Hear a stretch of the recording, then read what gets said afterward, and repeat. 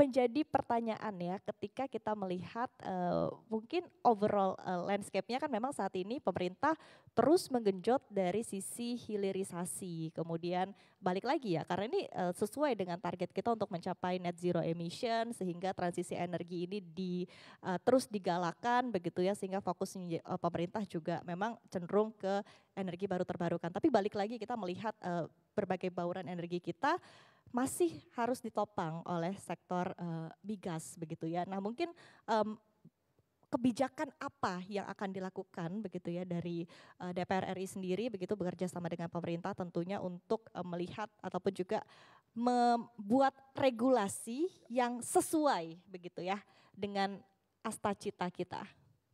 Ya, terima kasih Mbak Sarifah. Jadi Indonesia memang menghadapi dua tantangan sekaligus, yakni tantangan kuantitatif dan kualitatif sekaligus.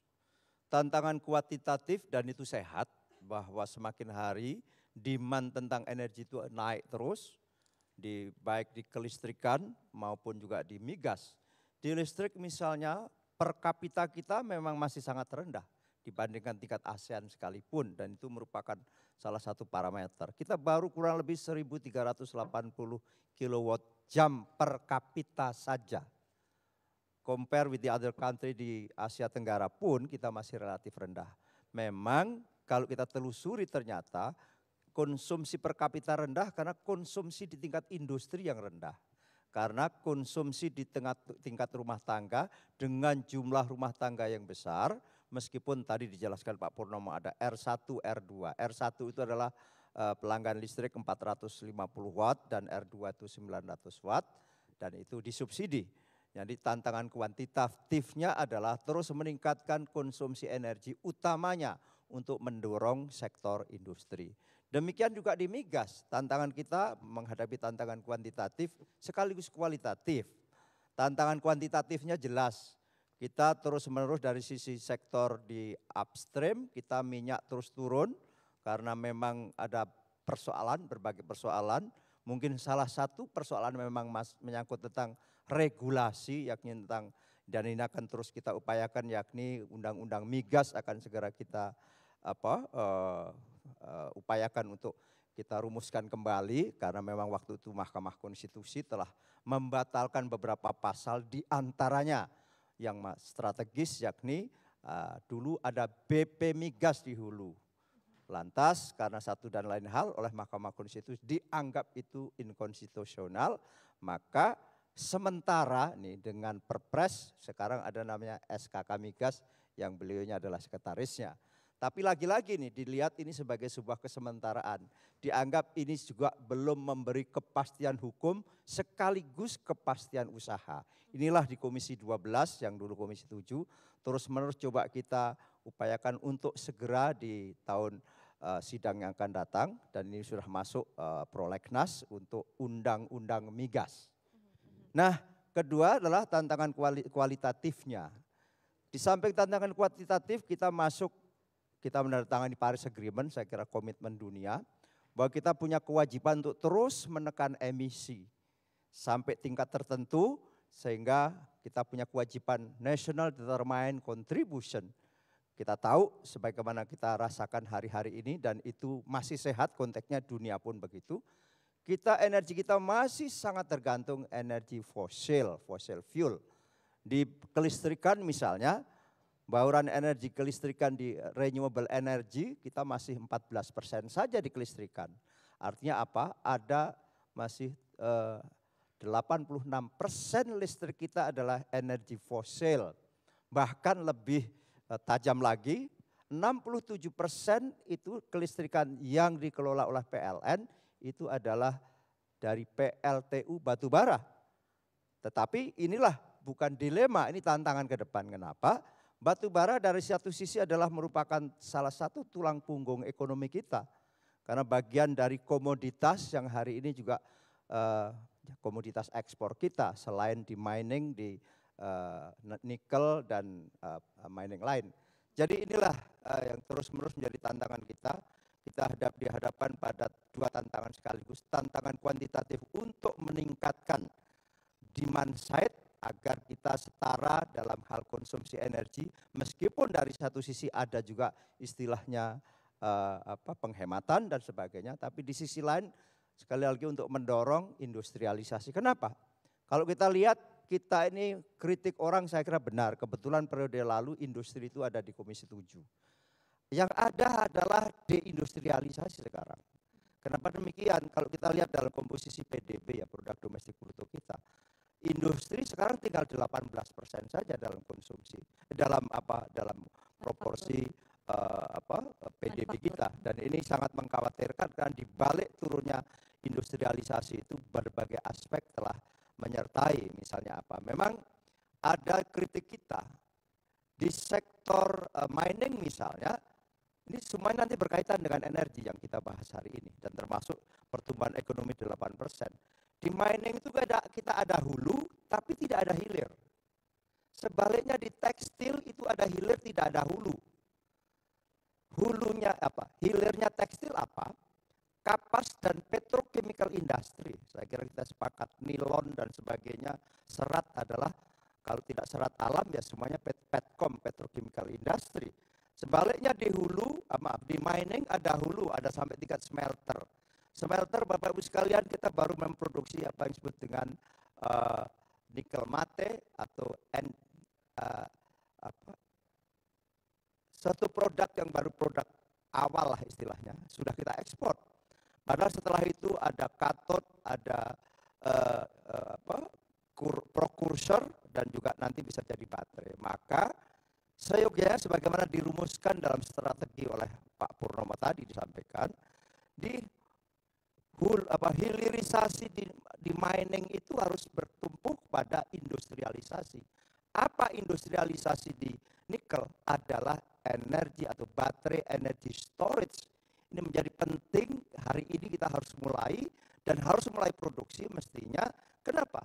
Ketika fossil fuel kurang lebih 15 tahun yang akan datang sudah habis, sudah jadi masalah, kita akan mau tidak mau, kalau kita mau survive, masuklah energi baru terbarukan, di mana terbesar kita adalah intermittent. Tenaga surya memerlukan baterai energy storage. Nah, saya kira ini semua rangkaian yang kita harus pikirkan mulai hari ini. Kita nggak boleh menghambur-hambur sebetulnya sumber daya alam, apalagi dalam kategori sumber daya alam yang terbatas. Nikel terbatas, kita 40% nikel dunia ada di Indonesia, tetapi hari ini dari 55 juta ton potensi nikel kita di tahun 2010, sekarang tinggal kurang lebih 22 juta ton saja. Karena apa? Setiap tahun kurang lebih produksinya 1,6 juta ton. Maka kalau itu terus-menerus seperti hari ini, tanpa ada industrialisasi di end produknya nikel, saya kira 15 tahun yang akan datang, ketika nikel habis, di saat kita membutuhkan best battery energy storage system, kita akan berantakan. Sebagaimana hari ini di tekstil, kita tidak menyiapkan petrochemical industry yang lengkap. Sekarang baru kita tergantung dua industri besar petcom, yakni Chandra Asri dan TPP Tuban. Nah, ini saya kira menjadi mitigasi kita bersama ketika kami di 12 juga menekankan ini. Tadi misalnya untuk tumbuh 8%, kita hitung secara akumulatif di tahun 2029 ada investasi kurang lebih 13.700 triliun. Setiap tahun harus ada investasi kurang lebih 2.600 triliun. Dan sebetulnya inilah peran di sektor energi menjadi sangat besar dalam konteks investasi. Mudah-mudahan FDI, Foreign Direct Investment, kalau kita tuntaskan masalah saja, itu misalnya investasi kurang lebih 18 miliar US dollar. Apalagi Andaman dengan potensi yang besar, kalau dua ini di speed up dengan kepastian-kepastian, saya kira ini salah satu sumbangan di sektor investasi cukup signifikan. Tapi kita tahu, kita selalu maju mundur, karena dulu offshore onshore, maka terlambat sedemikian rupa dan sebagainya. Nah, inilah tantangan-tantangan kita, bahwa kita sebagai bangsa yang akan maju memang dihadapkan pada dua tantangan, yaitu tantangan kuantitatif dan kualitatif. Kuantitatifnya adalah bagaimana terus meningkatkan untuk memenuhi produksi, untuk meningkatkan kebutuhan. Di sisi lain adalah energi yang kita siapkan harus energi yang bersih, lingkungan, dan seterusnya, sebagaimana dituntut kita National Determined Contribution, meskipun Donald Trump keluar dari Paris Agreement. Saya kira kita tidak terpengaruh itu karena faktanya memang kalau kita tidak masuk renewable energy akan susah, kita akan tetap bisa survive hidup ke depan. Baik. Saya kira itu. Baik, terima Lebih kasih. sebagai pengantar diskusi. Baik, terima kasih Pak Sugeng. Ini langsung ya memantik berbagai pertanyaan berikutnya begitu. Izin saya masih di Pak Sugeng terlebih dahulu. Mungkin sedikit bocoran Bapak, kapan revisi UU Migas ini ditargetkan begitu ya akan rampung? Iya, jadi kita sebetulnya yang sudah dalam tingkat sudah selesai bahkan itu adalah Undang-Undang Energi Baru, Energi Terbarukan. Kenapa penting? Karena transisi energi ini harus ada payung hukum, ada kepastian hukumnya. Untuk apa? Untuk memberi kepastian usaha sekaligus di bidang energi baru terbarukan. Kenapa? Hari ini seperti saya sampaikan, dengan karakter Indonesia yang disampaikan Pak Purnomo tadi, sebenarnya kan nggak mau terus terang saja, bahwa hari ini kelistrikan masih dimonopoli oleh PLN dengan berbagai argumentasinya. Bayangkan PLN memonopoli dengan harga yang disubsidi. Tadi saya sebutkan 67% kelistrikan Indonesia adalah PLTU batubara. Batubaranya kita subsidi dengan 2 policy kebijakan. Satu, DMO, Domestic Market Obligation, sekaligus DPO, Domestic Price Obligation. Domestic Price Obligation itu yang menolong tentang harga. Kenapa?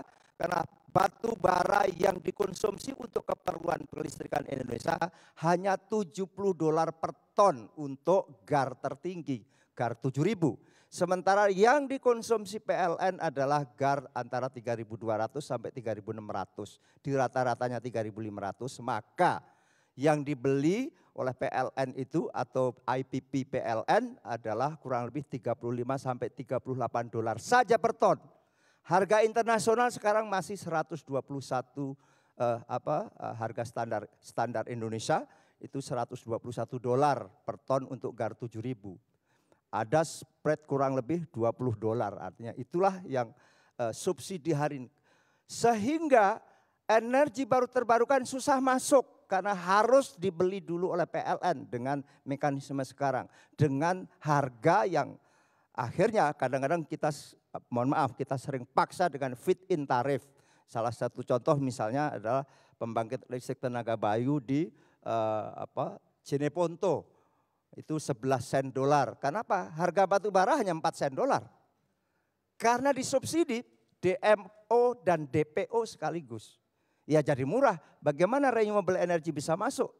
Karena apa? Dalam playing field yang sama. Karena ini disubsidi. Maka sebetulnya kami memberi jalan, yakni apa disebut dengan power wheeling. Di mana tadi Pak Purnomo juga sudah menjelaskan bahwa tugas negara adalah menyiapkan infrastruktur dasar, yakni apa? Grid. Jadi silahkan nanti apalagi ada namanya RE100 nanti, Renewable Energy 100, sebuah sertifikat yang akan dikeluarkan dan sekarang Singapura akan menjadi home base-nya untuk sertifikat itu. Barang siapa memproduksi barang tidak energinya tidak renewable, maka akan mendapat tambahan tax dan sebagainya. Maka nah inilah perlunya kita semuanya berpikir bahwa mestinya adalah dengan power wheeling itulah maka negara atau dalam hal ini PLN itu menyiapkan grid dan sudah kita hitung di tahun 2021 bahkan kami di Komisi 7 ada Pak, kalau kita ingat namanya Profesor Peke almarhum ya, dia sudah waktu itu kita sama-sama menghitung kurang lebih perlu 141 miliar US dollar untuk Nusantara Grid sekaligus smart grid, di mana dari manapun EBT masuk bisa menyesuaikan frekuensinya dengan baik. Nah dengan demikian mestinya adalah siapapun yang membangun sebagaimana di negara-negara lain adalah tinggal sewa jaringan apa disebut dengan toll fee saja. Per kilowatt jam, waktu itu kita hitung kurang lebih 2 sen dolar.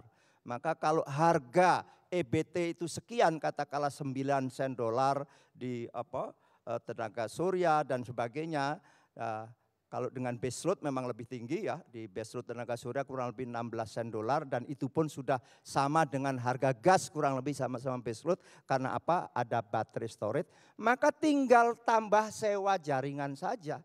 Disitulah toll fee istilahnya.